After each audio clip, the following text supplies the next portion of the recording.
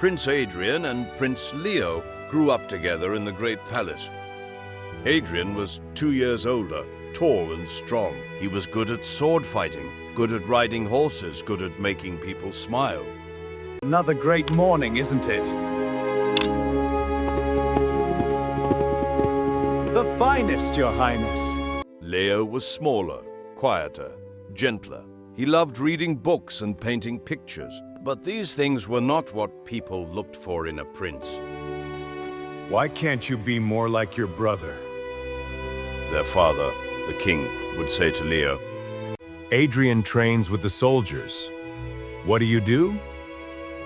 You sit in libraries reading stories. I'm learning too, Father. Just different things. Different things don't make kings. His father would reply and walk away. Adrian was always kind to his younger brother. He would ruffle Leo's hair and smile. Don't listen to Father. You're perfect as you are. I'm glad you're my brother. And Leo believed him. He loved Adrian with all his heart. But as years passed, something started to change. Not in Adrian. Adrian stayed the same, loving and kind. The change happened in how people treated Leo. When both brothers walked into a room, everyone's eyes went to Adrian. I propose a renewed alliance with the northern tribes. A treaty would secure our borders and provide valuable resources. Indeed. When both brothers spoke, people listened to Adrian and ignored Leo. When both brothers attended ceremonies, Adrian stood in front while Leo stood in shadows. At first, Leo told himself it didn't matter, but slowly the loneliness grew. And with it grew a question that kept Leo awake at night. Does anyone even love me for myself, or do they only see me as Adrian's brother? Then came the day that changed everything. The kingdom's greatest festival was approaching. It happened once every 10 years. A huge celebration with games, contests, and ceremonies. The king announced that both his sons would participate in various competitions. The first contest was sword fighting. Adrian won easily. The crowd cheered his name for hours. Leo didn't even make it past the first round. The second contest was horse racing. Adrian won again. More cheers, more celebrations. Leo came in the middle. Not first, not last, just invisible. Then came the poetry contest. This was Leo's chance. He had written a beautiful poem about brotherhood and love. In fields of blue, where dreams take flight, my heart finds home in your soft light. The poem was beautiful. When he finished, there was applause, polite applause, nice applause. Then Adrian stood up to recite his poem. Adrian's poem was simple, not as beautiful as Leo's, but when Adrian spoke, his voice was strong and confident. When Adrian finished, the crowd exploded with cheers. They declared him the winner. Leo stood frozen. His poem had been better, he knew it, but it didn't matter because he wasn't Adrian, and nothing he did would ever be enough. Something broke inside Leo that day. After the contest, Adrian found him sitting alone in the garden. Leo, there you are. That was amazing. Your poem was so beautiful. Honestly, I think yours was better than mine. Stop. I'm invisible. Leo shouted. I'm invisible, Adrian. Everything I do means nothing because I'm not you. I could be the best poet in the kingdom, and nobody would care because I'm just the second son. I'm just your shadow. Adrian looked hurt. That's not true. I care. Father cares. No, you don't. Tears ran down Leo's face. Father wishes I was more like you. People don't even remember my name. And you have everything, the crown, the love, the attention, everything. And I have nothing. I'm nobody. You're my brother, Adrian said, his own eyes filling with tears. You're my brother, and I love you. He ran away before Adrian could say anything else. He ran to his room and locked the door. And for the first time in his life, Leo felt something dark and bitter growing in his heart. Days passed. Leo avoided everyone. He stayed in his room, refusing to eat, refusing to talk. Leo, please open the door. I know you're in there. Just talk to me. Why are you doing this? I don't understand. Adrian called through the locked door. Please talk to me. Tell me what I can do to fix this. But Leo didn't answer. Then one night, Leo heard voices outside his door. Whispers. He pressed his ear against the wood and listened. The prince is sick with sadness, a servant said. He won't eat, he won't sleep, poor boy, another voice said. Must be hard being the second son, always in his brother's shadow. I heard Prince Adrian is so worried he can't sleep either, the first servant said. He stands outside this door every night, hoping his brother will talk to him. Leo's heart clenched.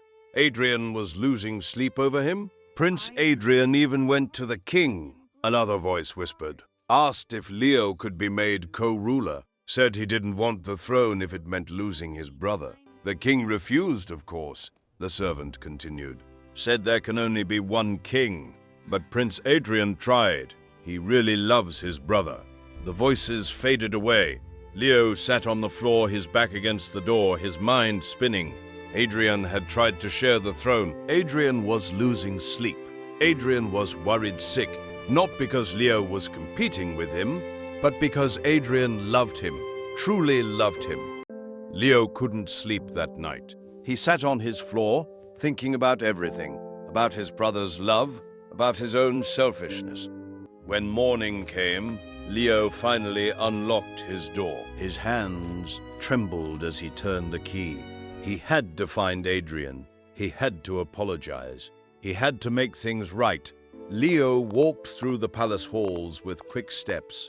His heart was beating fast. He needed to see his brother. But when he reached Adrian's room, the door was open. The room was empty. Too neat, too empty. Leo's stomach twisted with fear. Adrian?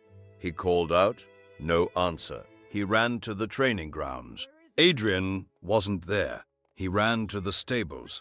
Adrian's favorite horse was gone. He ran to the throne room. His father, the king, was sitting there with his head in his hands. He looked old and tired and sad. Father, Leo called out, breathing hard. Father, where is Adrian? I need to see him. The king looked up. His eyes were red. He had been crying. He's gone, the king said quietly. No! It can't be true! I don't believe you! Impossible! He left the kingdom last night. He left this. The king held out a letter. Leo took it with shaking hands. He recognized Adrian's handwriting immediately. Dear Father and dear Leo, the letter began. By the time you read this, I will be far away. Please don't look for me. Father, I cannot be the king you want me to be. Not when it causes my brother such pain. Leo is smarter than me. He's kinder than me. He would be a better king than I could ever be. But as long as I'm here, no one will see that. So I'm giving him what he deserves. A chance to be seen. A chance to matter. Leo, little brother, please don't be sad. And please don't feel guilty. This isn't your fault. You were right. You were invisible because I was too bright. But now I'm stepping out of the light. Now it's your turn to shine. I love you, little brother. Be the king I know you can be. Be happy. That's all I ever wanted for you. The letter fell from Leo's hands. He couldn't breathe. Adrian was gone. His brother was gone, the one person who truly loved him. I don't believe it. Tell me it's not true. How could this happen? I sent guards to look for him, the king said, tears running down his face. But he's hours ahead. He could be anywhere by now. Quickly, everyone! Prepare the mounts and assemble at the gate. Move with purpose, men! No time for delay! Forward! To the northern road! Now! Leo searched and searched. They rode to the north, they rode to the south. They asked in every village, every town, every inn. But no one had seen Prince Adrian. Days turned into weeks. Weeks turned into months. Leo searched everywhere, but Adrian had vanished like smoke in the wind. Finally, exhausted and heartbroken, Leo had to stop searching. The kingdom needed a ruler.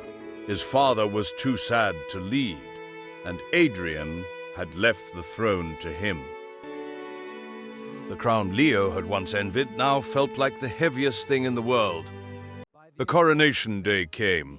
Leo stood in the great hall, wearing the royal robes, feeling empty inside. The crown was placed on his head. Everyone cheered. Long live the king! Long live the king! Long live the king! Long live King Leo, the crowd shouted. He was king now. He had what he thought he wanted. People saw him now.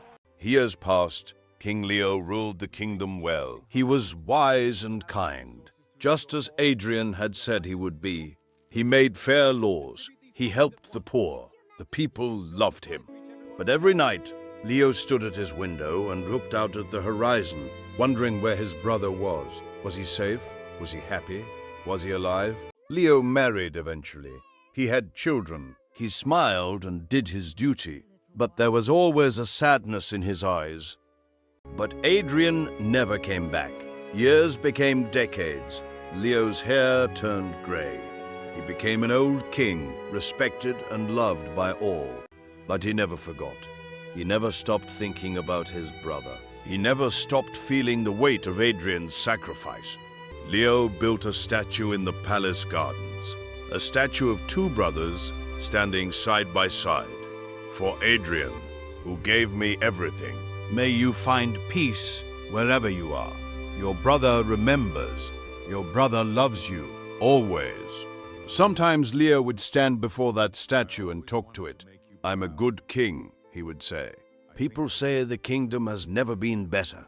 But I would trade it all, brother. I would trade the crown, the throne, everything, just to have you back. Just to see you one more time. I never told you how much I loved you. You are my everything. Forgive me. But the statue never answered, and Adrian never came home.